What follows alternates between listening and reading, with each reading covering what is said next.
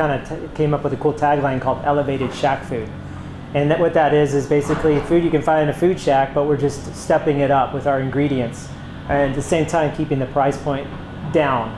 We can incorporate a lot of what's really fundamental to the neighborhood and what Roosevelt Row really built itself upon, and we brought that into our concept. So everything with keeping the building intact, using adaptive reuse, keeping some of the culture of the artwork on the building, and working with some of the local street artists to, we may pull the work down, but we're going to have them come down and possibly do new pieces in its place. So we're trying to embody the history to the neighborhood and just take it to that next life component that this building will have.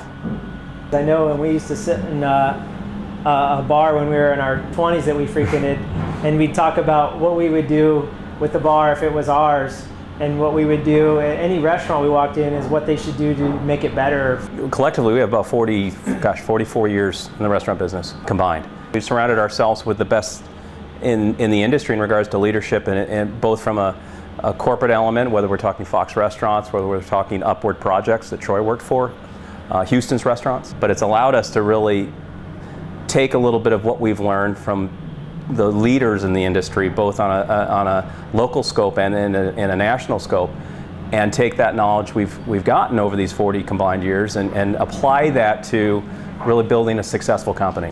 But I think that there's also really a raw chance to be a street that represents the local independent restaurant guy.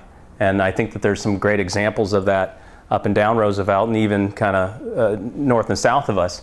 But I think that along with the arts community, I think really food and beverage and just a culinary experience can really be created down here, and it's already really close.